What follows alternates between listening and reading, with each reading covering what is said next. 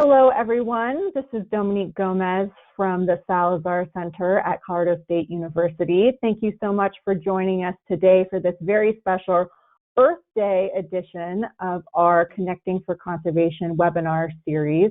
We are so excited to be talking today about cross-border conservation with two very special guests. A little bit more about our guests, Secretary Ken Salazar and Dr. Stephen Mumme, in just a moment. But first, I just want to go over a brief agenda. So first, I'm going to welcome you and talk a little bit about the Salazar Center. Then we'll go through some housekeeping, talk a little bit to our panelists, and end with some moderated discussion. First of all, just thank you again for joining us. The Colorado State University Salazar Center for North American Conservation works to support and advance the health and connectivity of the natural systems and landscapes of North America. We know that healthy natural systems support climate adaptation and resilience, protect biodiversity, and support long-term human health. And our intersectional approach builds bridges that connect academic research, community practice, and policy development. And we urge you to learn more about us on our website at salazarcenter.colostate.edu. And this webinar is part of our Connecting for Conservation webinar series. We've been talking about modern and interesting issues in conservation, everything from Indigenous leadership on climate change to conservation storytelling, and so excited to talk about cross-border conservation today on the 50th anniversary of Earth Day. A little bit of housekeeping. So all attendees are on mute. We can't hear you, but we would love to hear from you. So please submit your questions and comments through the GoToWebinar control panel question box there on the right. And we know that you'll have lots of questions for our two esteemed panelists today. We will get to as many of those as we possibly can. I also want to let you know that this session is being recorded and it will be shared. So we will get that link out to you in a few days. I know many of you want to share with colleagues. We will get that link to you via email. You can learn more about the Salazar Center as well as our upcoming webinars, which we'll talk a little bit about briefly at the very end at salazarcenter.colostate.edu. We also invite you to follow us on Twitter, LinkedIn, or Facebook, and you can learn more about all of our events and programming there. With that, it is my pleasure to introduce my colleague, Beth Conover, who is the Executive Director of the Salazar Center, and she's going to talk a little bit about cross-border conservation, what it means to us here at the center, and introduce our very special first panelist. Beth? Great. Can you hear me? We can hear you. Wonderful. Okay. Hi, everyone. Thank you for joining us, and happy Earth Day. This is Beth Conover. I'm the director of the Salazar Center for North American Conservation, as Dominique said, at Colorado State University. And it's my pleasure today to introduce Secretary Ken Salazar. As many of you know, Ken is the founder and namesake for the center and the original inspiration behind the work we do. And it seems fitting that we feature the 50th Secretary of Interior today for this 50th anniversary of Earth Day. As many of you may know, As Secretary, Ken established the America's Great Outdoors Initiative, building on earlier work as Executive Director of the Colorado Department of Natural Resources, where he also led the creation of the Great Outdoors Colorado Trust Fund. That fund has, over time, invested more than $1.3 billion in parks, trails, open space, and wildlife habitat throughout the state. While at Interior, Secretary Salazar oversaw the National Park Service, the U.S. Fish and Wildlife Service, and Bureau of Land Management, as well as the Bureau of Indian Affairs and Bureau of Reclamation, among other things. A huge and critical set of functions that oversee the stewardship of the nation's natural resources and important relationships with communities across the country that rely on those resources. Throughout his career and at Interior, Secretary Salazar championed big picture thinking about resource management, often embracing regional and cross-border thinking. Advancing large landscape conservation and connectivity across North America is a central part of our work at the Salazar Center, and today we're lucky to get his perspective on that work. Thank you for joining us, Secretary Salazar.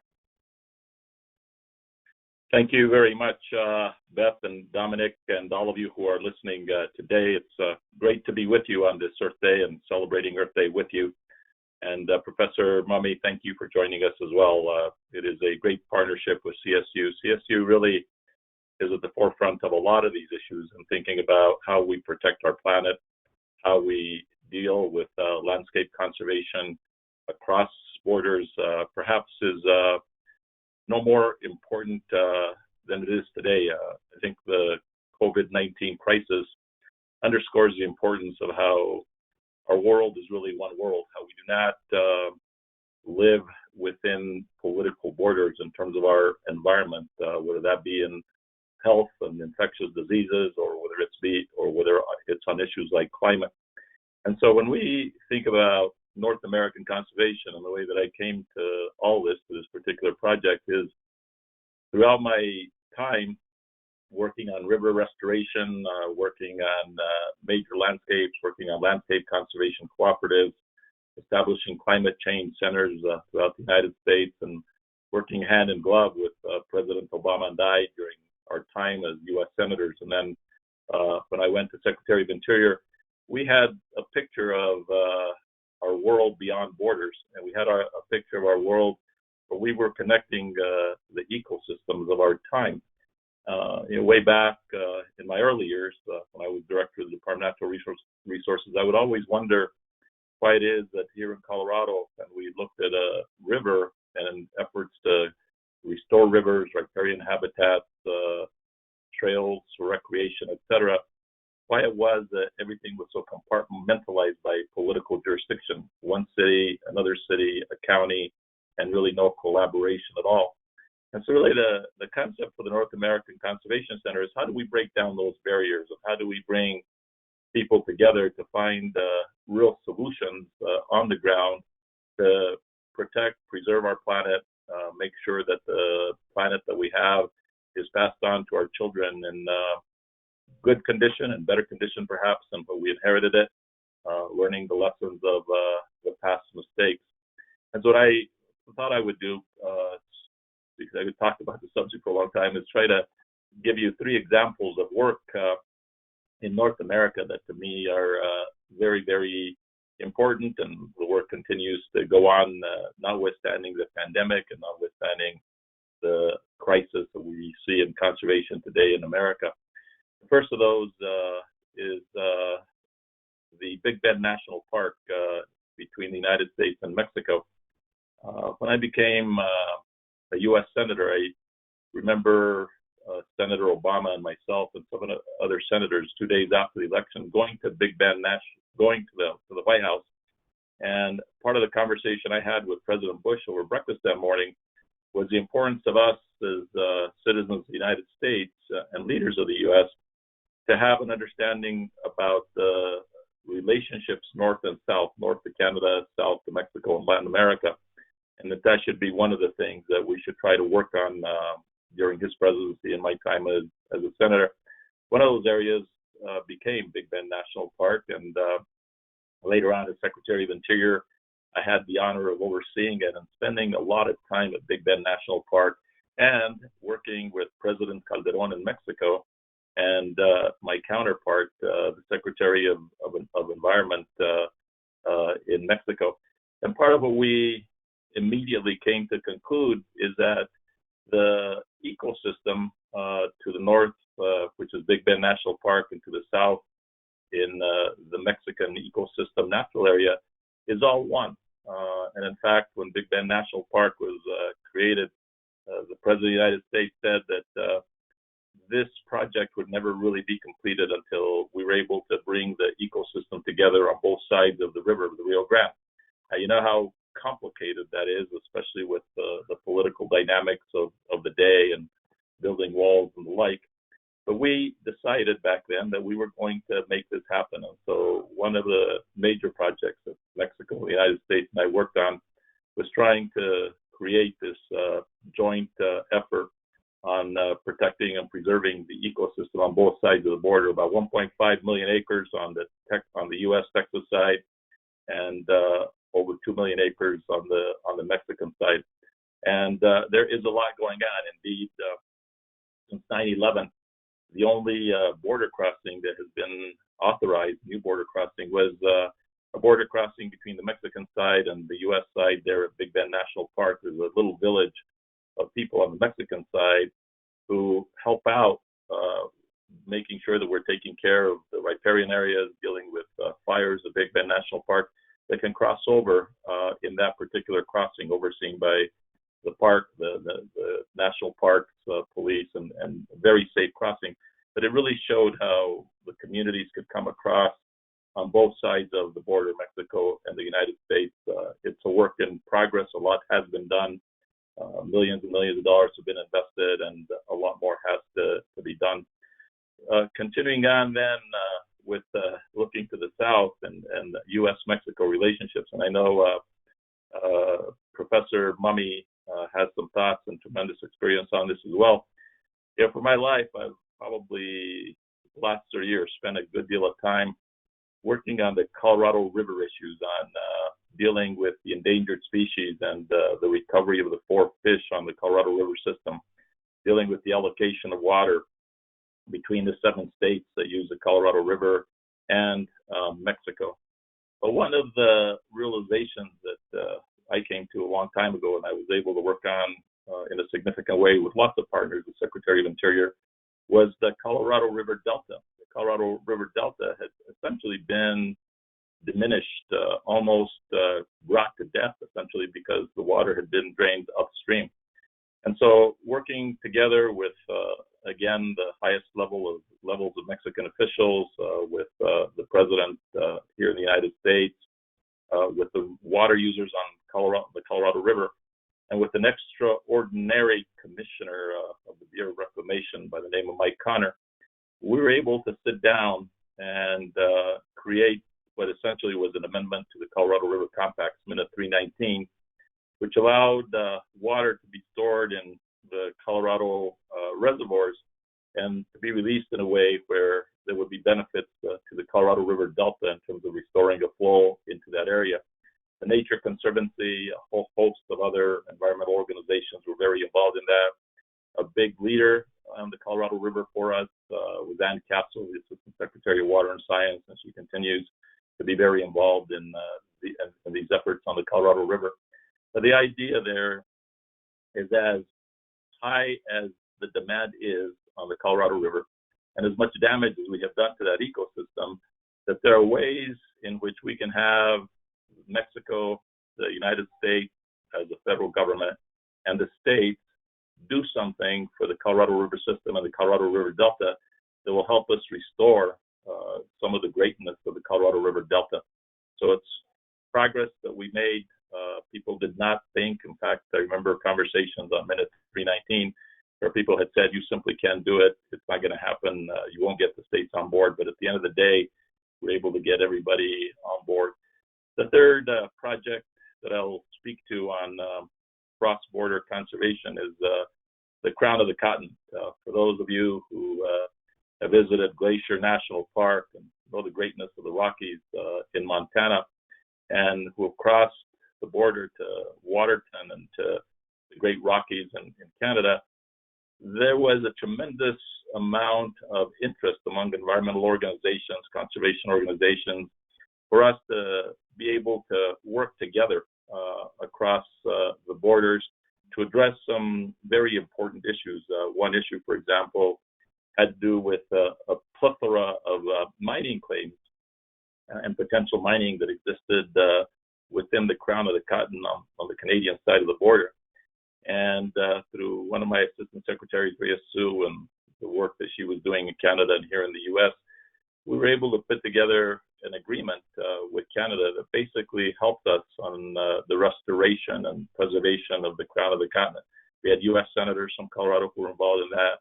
But today, and the ranchers who were critical in Montana, because they understood that what we did with the Crown of the Continent, part of it had to do with preserving the way of life for the ranching community of Montana. So they became very much leaders and partners in the creation of conservation areas within Montana and other kinds of efforts that we had in place.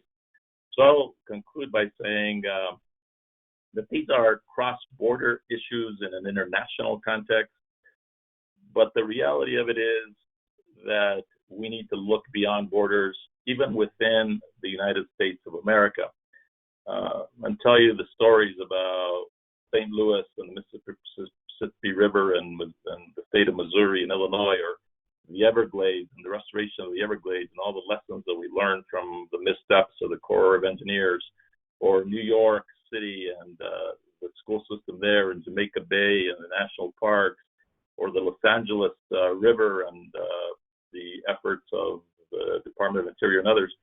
The reality is, in the country, the United States, and then internationally, to the south and to the north, we as conservationists, people who care about our planet, especially on this Earth Day, and we are facing so many challenges, we need to understand that we have to transcend those political boundaries if we really are going to preserve our planet. And it is my hope and my vision that the great work that Beth Conover and Colorado State University and President McConnell and Chancellor Tony Frank are doing will help us do that. That people who are looking at how we can preserve a landscape, an ecosystem, and go to a place where they can see what has happened elsewhere in the country in North America and can find answers to some of these issues. One of the things that Beth and the team have inaugurated is a prize for conservation, the Connectivity Prize, which we hope to award in September of this year, the first of those, but it will be one of the deliverables, if you will, that's celebrating success in looking beyond the borders that sometimes keep us apart. So with that, Beth, I'll turn it back over to you. Thank you, Secretary Salazar. This is Dominique Gomez, and that was just a wonderful introduction to your work on cross-border conservation, and we are so honored to have you join us on the 50th anniversary of Earth Day. And thank you, everyone, again for joining. We know that you have many questions for Secretary Salazar, and we will get to those briefly. You can, again, submit those through the GoToWebinar control panel on the right. And before we get to your questions, we're going to add to the background on this issue with some words from Professor Stephen Mumme. We are so lucky to have Professor Mumme join us today. Steve is a PhD at CSU, Colorado State University, and he specializes in transboundary environmental and natural resource management along the U.S.-Mexico border. I'm sure you can see why we've invited him to join us today. He's a leading authority on binational management of the transboundary rivers linking the two countries, the work of the International Boundary and Water Commission, and the implementation of other binational and trinational environmental agreements between the U.S., Mexico, and Canada. And as I mentioned, he is a faculty member in the Political Science Department at Colorado State University and affiliated with the School of Global Environmental Sustainability. Thank you so much, Professor Mumme, for joining us today. Well, it's a pleasure to be here, and certainly an honor to be on the same stage with Secretary Salazar and talking about these important transboundary conservation issues. And I couldn't agree more that one of the things we need to be aware of is how our North American ecosystems really aren't bounded by political boundaries. The political boundaries certainly have an important effect on how we're managing resources across the international borders in U.S. and Canada, the U.S. and Mexico. But the ecosystems are really a shared resource and absolutely vital to our well-being wherever we are in North America. I thought I'd just spend a little bit of time talking about a subject dear to my heart, and that is the whole sort of way in which the U.S. and Mexico have cooperated to, I think, advance a lot of very useful policies in the area of conservation, and of course, I think Secretary Salazar very much alluded to the situation on the Colorado River, and I want to get to that in a minute.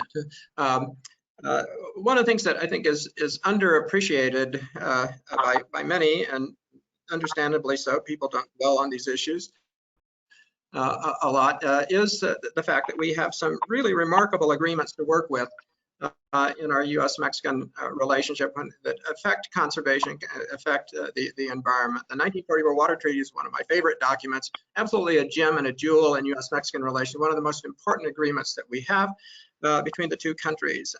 And that has, for 75 years, this is the 75th anniversary of the ratification of the treaty.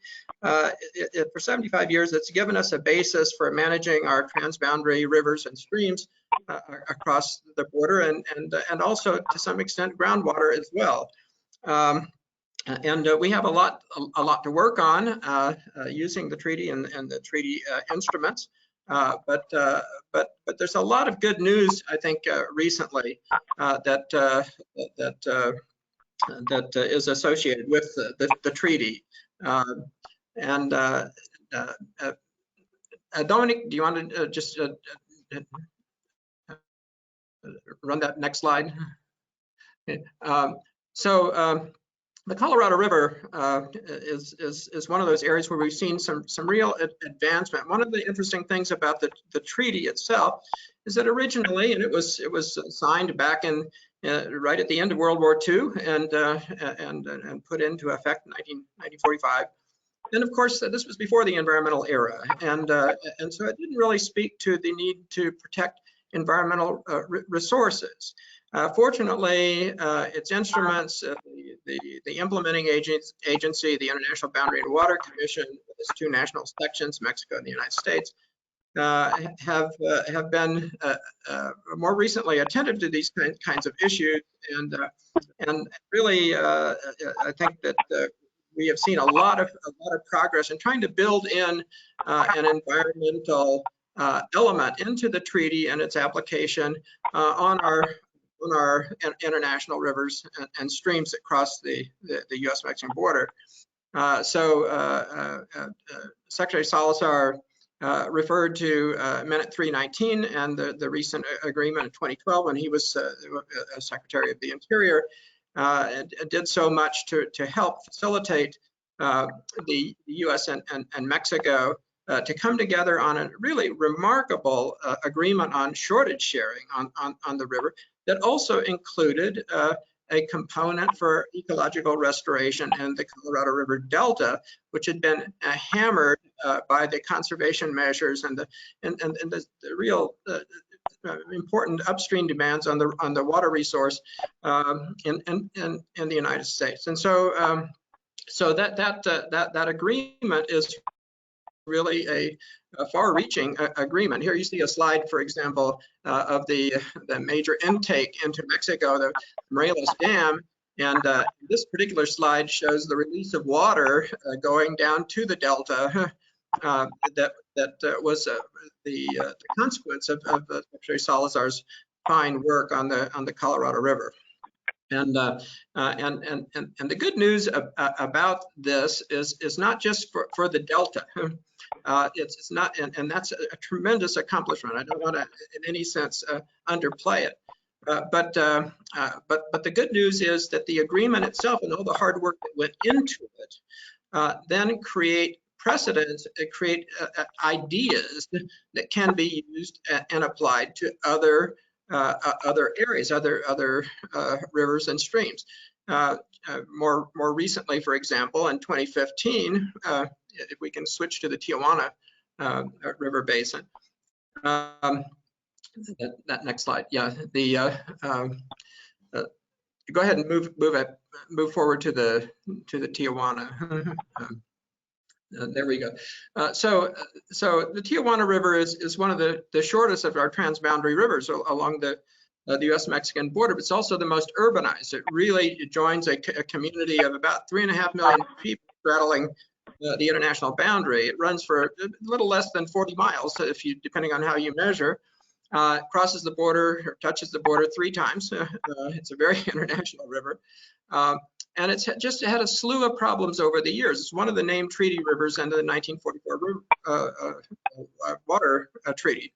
But the work that was done in Minute 319 in the Colorado I think has been very influential in generating this further agreement in 2015, Minute 320 of the International Boundary Water Commission, which then basically provides a mechanism for dealing with many different types of problems that are related to environmental protection, that are related to environmental stewardship, et cetera.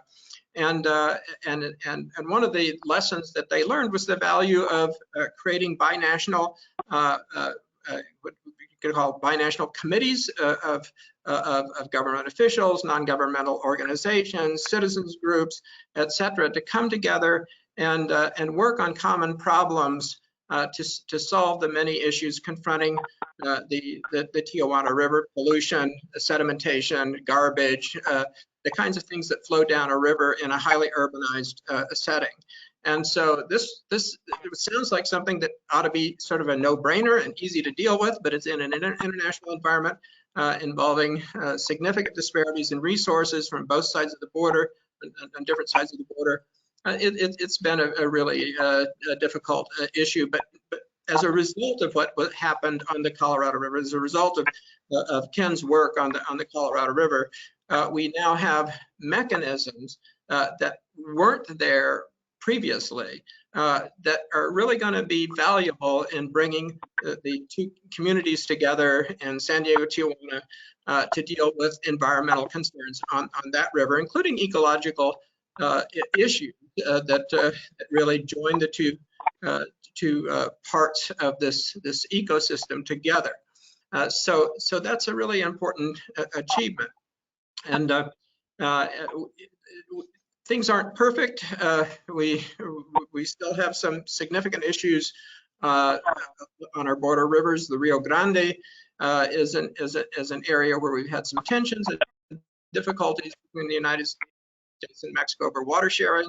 The treaty isn't perfect there. It has allowed the two countries to kind of disagree on how Mexico provides its water obligation fulfills its water obligation to the United States. But and as a result, it's been kind of a hang-up in getting to some of the ecological issues that need to be addressed. And of course, talked about Big Bend and the Barreras del Carmen, or the Santa Elena Canyon, all these really important assets that join right at the border and that really are an integrated ecosystemic whole.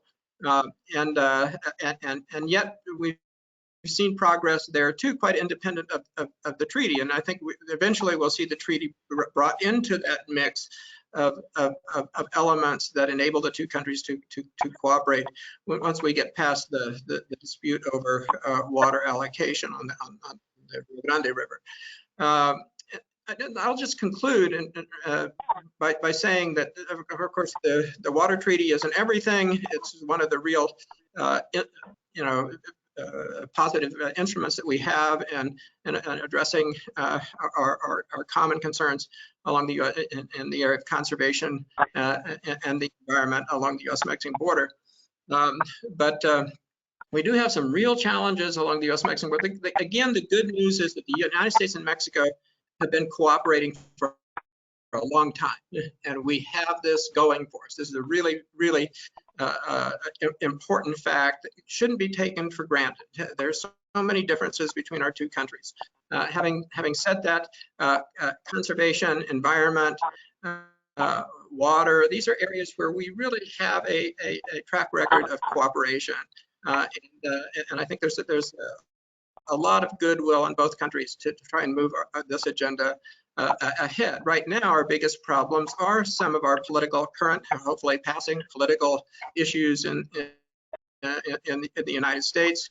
The impact of this massive infrastructure project along the U.S.-Mexican border, building barriers, et cetera, is enormous. I know it really is a huge concern to the conservation community, and hopefully we will be able to back away from some of that and find solutions that really serve the two countries well into the future. We're not there at the moment, but this really needs to be done because the U.S.-Mexican border is a biological hotspot, and people don't realize that. There's so many hundreds of species that are really critical to provide ecosystem services, to agriculture, that provide recreation and tourism, and are just part of our wonderful endowment in North America. So hopefully we can deal with that going forward and make some adjustments in our current course, and work with Mexico, take advantage of the goodwill that we have with Mexico to address these important issues. So I think I'll close there, and if people have questions, I'll be happy to address those. Thank you so much, Professor Mumme. Let me just make a quick comment here. So, Professor Mumme, thank you so much for that eloquent presentation and for your continuing work. But it does show the kind of great work that CSU has done and is doing to further our agenda forward. We do have tremendous challenges. I'm actually here at our ranch at the headwaters of the Rio Grande River in the state of Colorado. My family has farmed and ranched from the lands along the Rio Grande for over 400 years, and I'm on the ranch here where my own great-grandparents settled this place about 150 years ago.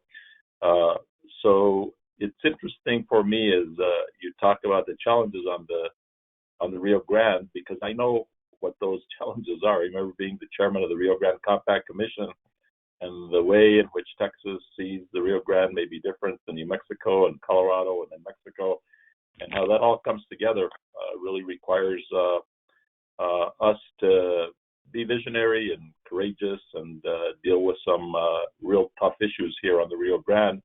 I think the Colorado River examples that you mentioned on collaboration are a really great lesson for what we can do more of here in the Rio Grande Basin. So I just appreciate that very much. And Dominic, thank you for being such a great program director and for putting all this together. So turn it back to you. Thank you, Secretary Salazar, and thank you, Professor Mumme. That was wonderful background from both of you, and I so appreciated both your remarks about the need to work across political boundaries. I think that this very hard time in our world with the coronavirus has really taught us that those boundaries don't mean much in real life, and so certainly for those of us who work in conservation and climate change adaptation work, we know that that's the case. For all of our attendees, the questions are coming in, and if you would like your question to be answered, we will get to as many as we can and just submit them through that GoToWebinar control panel. We'll go ahead and go straight to audience questions since we want to get to as many as we can. This question, Secretary Salazar, it's for you to start, and then Professor Mumme would love to have you add if you have anything else to add.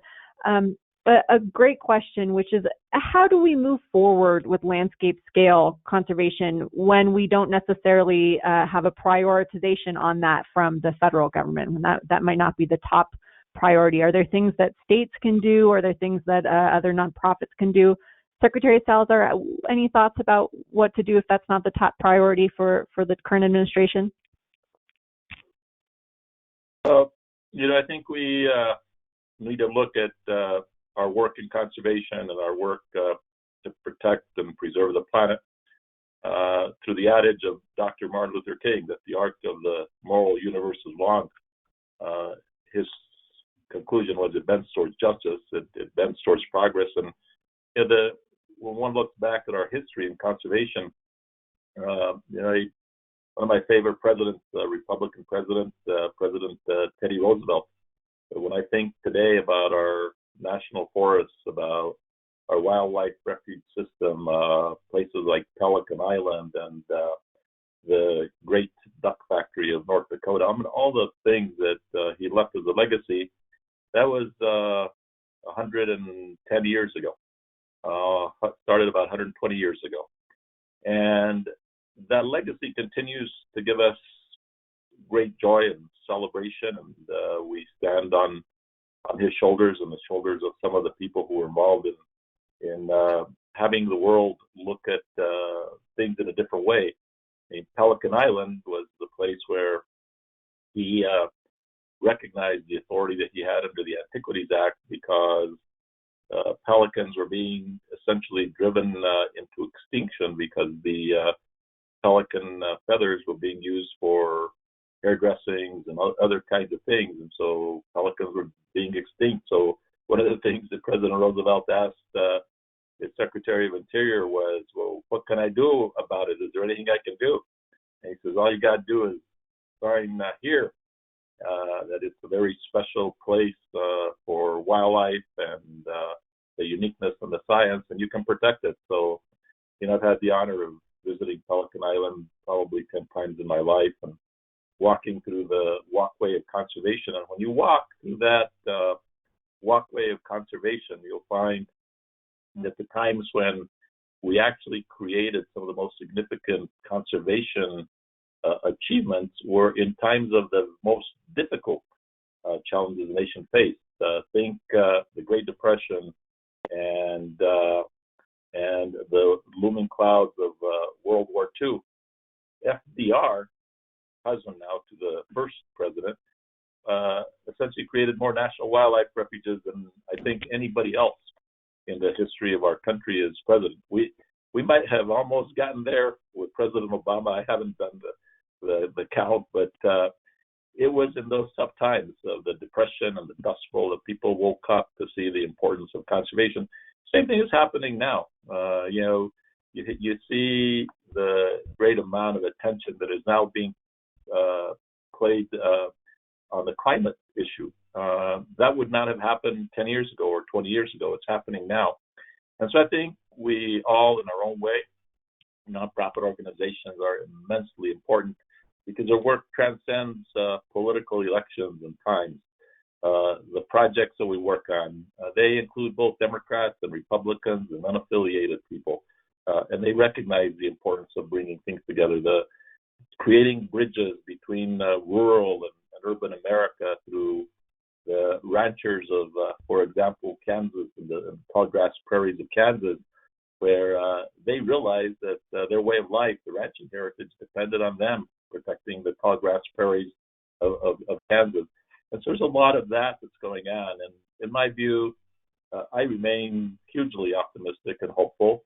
And as hard as these times are for me, both politically as well as just dealing with what is happening to our economy and healthcare on the COVID-19 issue, we're going to get through it. And this work for us is timeless.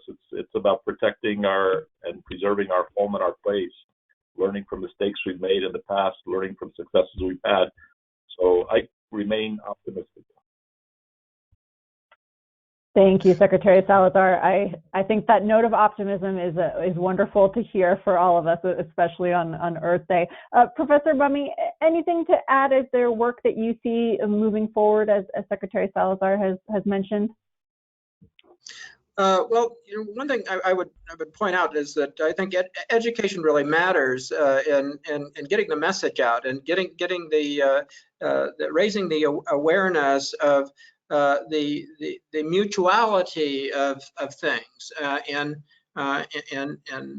preserving our natural environment and conserving resources and the importance of working across international boundaries. I was very gratified, for example, to see that in this recent sort of renewal of North American Free Trade Agreement, the USMCA, the U.S.-Mexico-Canada agreement now, that they also renewed the North American Agreement for Environmental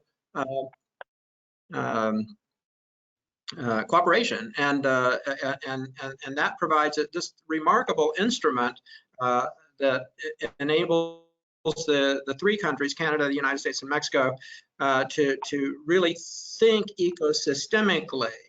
And it produces a tremendous amount of material that helps educators in K-12 settings and in the university to envision the ecosystems of North America, really enables us to represent these values very, very effectively. So that was really good news, and we need to use those kinds of resources and take advantage of the opportunities that we have. We may actually, as long as we're sort of locked down as a society, have more opportunity than ever to reach people through media, to remind them of the many ways in which we are connected, and the many ways in which we can collaborate and cooperate to achieve long-term well-being for all of our North American communities. Thank you for that. Secretary Salazar, any other notes, or should we go down to the next question? Next question. Okay, wonderful. Thank you. And I love that reference to education. The next question, so another good one. Across numerous and diverse landscapes, this person wants to know, how do you prioritize where to work? Would you base it on maybe important environmental issues, species that are endangered, or maybe should you think of the political and legal considerations, places that might be more likely to move forward with agreements? Secretary Salazar, how did you prioritize where to do work when there's only so many hours in the day? Well, the truth is, it is hard to get your arms around everything that's going on because there's so much going on, so you can't. What we did when I became Secretary of Interior, working with a number of my former colleagues in the U.S. Senate and with the administration, we started talking about the treasured landscapes of America. And in my view, the treasured landscapes of America included places like the Everglades and the Crown of the Continent and the Flint Hills of Kansas and lots of them. And out of that came the idea that what we ought to do is to create an America's Great Outdoors program and have the President of the United States announce it. And so in 2009, following the passage of what we call the 2009 Omnibus Public Lands Bill, which was, by the way, the greatest conservation measure probably passed in 50 years on wilderness, wild and scenic rivers, national parks, a whole host of other things. It's a bill that I put a good part of my life in as a U.S. Senator, and very proud of what came out of that legislation. But on the follow-up to that, what we decided to do was to look across the United States, all 50 states, and try to identify the great landscape opportunities that we call treasured landscapes. And so up in Maine, we thought about the Penobscot River and the restoration effort that was moving along. Now today, the Penobscot River is basically restored through almost 1,000 miles of its reach. But everywhere around the country, there are great projects that are going on. And I think helping make those projects successful is real important. And I think you connect up to those projects that are closer to your heart, closer to your land. Some of them are projects that have been going on for many, many years. The Everglades, which I must have visited the Everglades 20 times in my lifetime. That project on the restoration of the Everglades has been going on for decades and decades. I mean, the Army Corps of Engineers created the Tamiami Trail that basically killed the river of grass. And so the last 30 years have been a multi-billion-dollar effort in trying to restore the flows of water, both in terms of supply and quality, so that the Everglades can be restored for the greatness that they are. And so that one, it was a project, obviously it was on our treasured landscapes list, but it became one of the ones that I spent a good deal of time on because I wanted to make sure that the water flows back into the Everglades were restored. I would say also, a final point on how you prioritize, sometimes it's easy to see where the priorities should be. I could mention 5 of them within 30 miles of where I'm sitting at this house today. But sometimes it's more difficult to see where the possibilities are. I remember being in Los Angeles and wanting to identify some America's Great Outdoors projects in Los Angeles, and getting on a helicopter with Mayor Villaraigosa and having him give me an aerial tour of the Los Angeles River. I mean, this would have probably been 2010, 11, I forget the exact date. But all you saw was nothing but a concrete channel through this huge city. And it was difficult for most people to see that that part of the river could ever be restored. But yet somehow it is happening, and there's a lot that's going on. So I would say, first of all, look in your own backyard. There's a lot that can be done. To look at those issues where you have a passion about. If you're interested in migratory birds and you think about the great landscapes that support our migratory birds in this Western Hemisphere, you get involved in that. But it's, I think like with all things in life, follow your passion and you'll be able to identify more than enough priorities to work on. Thank you so much. Professor Mumme, anything to add from your research about how to prioritize certain types of projects? Well, no, I mean, I would just echo what Secretary Salazar just said. And when I talk to students, there many of my senior students, capstone students, when I ask them to consider looking at the border environment and find a topic to really delve into, they kind of look at me blankly and say, well, I can't do, I've never done that before. But I tell them if they're interested, if there's something that really interests them, that in fact these are very researchable problems, and that they can do it, that they have the resources, they have the knowledge, they have the access to data, to information, to people. And they can actually go out and pursue the issue that grabs them, and I really do think that following your passion is a key element. There's so many priorities when I look at our North American boundaries. When I look at problems like the Great Lakes, you look at problems like the Columbia River. You look at issues along our border rivers on the U.S.-Mexican boundary, and really the sky's the limit in terms of what you can really dig into. There's so much of a need for good work on these kinds of issues. The domain is not monopolized by anybody, and I think that's the way to really set priorities, to say, this is what I think is important now, and I'm going to learn about it. I'm going to write about it. I'm going to talk to people about it. I'm going to communicate to people who have some authority in the matter about it, and that's really the way to proceed. Thank you. Secretary Salazar, a question for you. As you discussed today, conservation success is often the result of collaborative community efforts across political and other boundaries. This person wants to know if you can discuss the strategies and support approaches to build the relationships that you need to support those outcomes. How do you build that relationship? I think part of it is having communication and education. I think Dr. Mumme is so right. You underscore education, and that's his daily life. That's what CSU does, educating people. But it's something that's happening with everybody.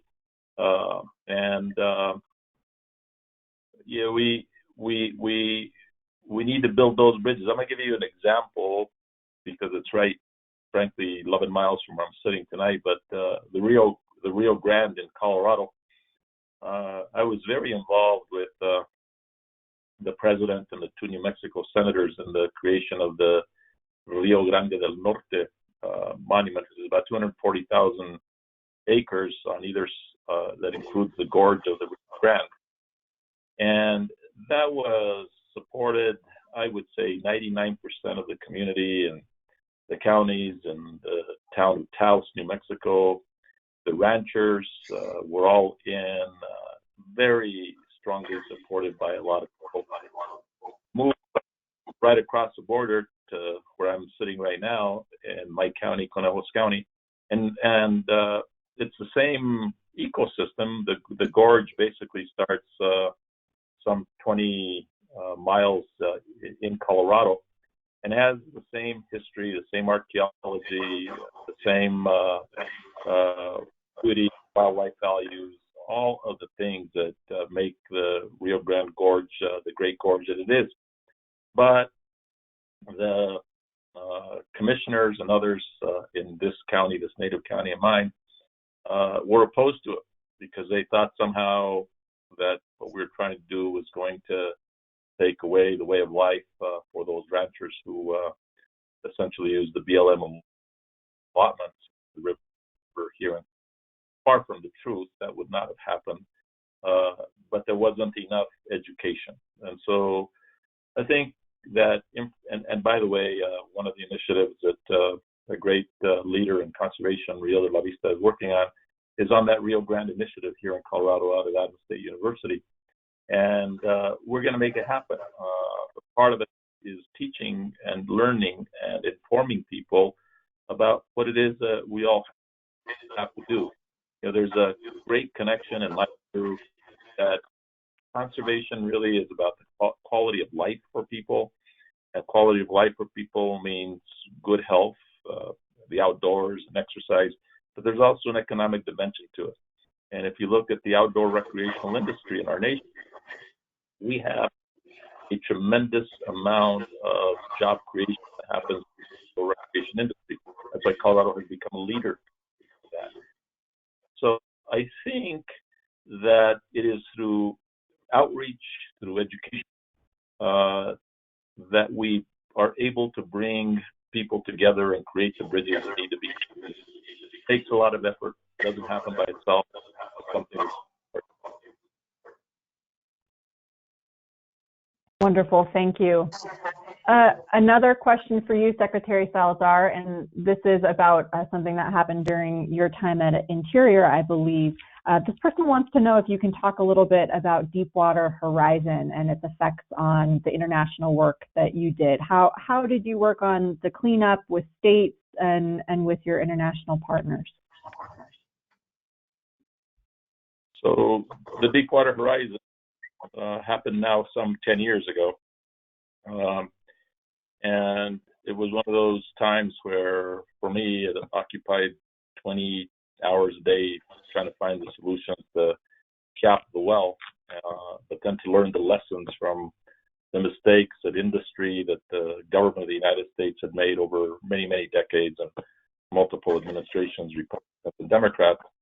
But looking ahead and in response to this question, number one of the things that we did immediately in that first year was we tried to bring together the world, countries like Norway, Syria, Brazil, and others that were dealing with the reality of the development of oil and gas in the offshore and putting together the kinds of programs that would prevent the kind of Macondo well blow up from ever happening again. Much of those programs are still in place. In fact, they are the reason why you still have activity in that area, although there's some criticism about some of the rollbacks that have happened. But it was an effort to try to learn the lessons and sharing them with other countries around the world. And the second thing I would say is part of the ongoing lesson from the Deepwater Horizon is what has happened with the billions of dollars that companies like BP had to pay in penalties through the efforts of lots of people beyond me. Today, the U.S. Fish and Wildlife Foundation is doing something in the Mississippi River and the Mississippi River Delta that was unimaginable back in 2009 or 4 or 5. Everybody knew that the Delta was being degraded in lots of different ways. And the channelization of the Mississippi, which, by the way, the third largest river on the planet, Earth, that the channelization for commercial purposes had basically degraded the sediment flow into the Delta, and it was destroying the Delta. Well, billions of dollars are now being invested in the restoration of the Mississippi River so that the delta can come back to life. There's significant progress that is being made. I think one of the lessons that I've learned in my time working on environmental and conservation issues is whenever there is a problem, whenever there is a crisis, find a way of making it be a positive. And I mean, no one would ever want the Deepwater Horizon to ever have happened, but it did happen. And so one of the lessons there is make sure that whoever has to pay for the penalties and crimes that they committed, that money then enables the conservation of the planet in the way that it's been affected.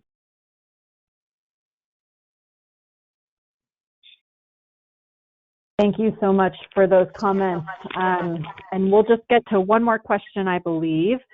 And Steve, we'll definitely have you add into this one as well. So for the last question, how do both of you think about gearing up to try to do the most that we can in the coming years, knowing especially that some work that you started, Secretary Salazar, has continued and other work is stalled with the current administration? A lot of questions that we're getting right now are kind of about how do we ramp back up in the next couple of years, both as a government, but also many people listening in from nonprofits as well. Secretary Salazar, would love to think about your plans for the future. And Steve, if you want to mute yourself, I think we have a little bit of an echo. Okay. Why don't we have Steve go first, and then I'll give a concluding remark on that, and I'll mute myself so we're not causing any issues. Okay. That sounds good. Steve, if you want to go first, that'd be great. Sure. You know, one of the things that I think I'm seeing as an academic is how, in this context of environmental retrenchment that we're currently in our country, is how people are reacting to that academically, students, et cetera, by coming together and creating networks of community, of research, really trying to collaborate to address problems. I have never in my career been so much involved as I am now with academic networks across the southwestern United States, California, Arizona, New Mexico, Texas, and sharing information, envisioning projects that we can generate, whether they're funded or not funded, and really having this terrific opportunity to take on some of these issues. I mean, it's in a sense the kind of vacuum that has been created has put the burden on I think academia and researchers and scholars to really step into that gap and to use the resources that they have available to put a spotlight on the kinds of problems that do need to be addressed. So I won't call it a silver lining, but I will call it a kind of imperative that people have recognized that I think is having a very positive effect on the kind of work that we can do to create awareness of conservation issues in the North American region, and to also try to generate political support for solutions that need to be considered in addressing some of the many problems that we have in conservation today. So that's kind of my view, is that trying to reach out, collaborate, cooperate, and build these larger networks of scholarship and public awareness is really vital at this point in time. Thank you very much, Dr. Mumme, for participating in the whole webcam. Can you mute yourself, Steve? Sure. Okay. So I want to just say, in response to the question, we have 7 billion people now that inhabit this planet, and how we take care of that, how we conserve the landscapes, our rivers are absolutely imperative for humanity. And in my view, it will get done. And political times come and go, but I think the arc of the long term is one that we can be confident in, that we as human beings have the capacity and the recognition that we have to do the right things. I think ideas that we've tried, some of them I think are so strong that no matter what's happened with them in the last few years, that the ideas are so strong that they'll continue. The creation of climate change centers with a number of universities around the country in cooperation with the federal government. Those have kind of been put on ice, although some of the universities continue with them, and there's going to be a time when they're going to come roaring back. Landscape conservation cooperatives. One of our partners at the center is the LCC network, which essentially is out there doing the work that was started a long time ago. In fact, when we started them, we were borrowing their ideas because they were already doing it. So I think the ideas and the agenda that we're on will continue. I think they'll continue even with more fervor into the future. And today is the clouds of the turmoil that we're surrounded with might cause us to be a little depressed about what's going on. I'm very optimistic that on this Earth Day, we're looking ahead at some much better times where we will take care of our home that we call our planet. Thank you. Thank you, Secretary Salazar, and thank you so much, Professor Mumme, for joining us today. I think that optimistic tone is a wonderful way to end. I want to thank you all for joining us for this webinar. We will have an upcoming webinar next Wednesday, April 29th. We'll be talking about urban forestry, and we will have two perspectives from Mexico City and from Vancouver. So please join us for that webinar next Wednesday if you can. And just once again, want to thank you, Secretary Ken Salazar, for joining us from your beautiful ranch home, and Professor Mumme to talk about cross-border conservation. We know, especially today, as we join from our homes across the country and across several countries, really, for our attendees today, that we are all in this together, both in this coronavirus time, but also with our environmental challenges that we'll face in the coming years. And so thank you both for your optimistic tone. Happy Earth Day, everyone. Be well, be safe, and have a good one. Thank you so much. Thank you, Secretary Salazar. Talk to you soon. Bye-bye.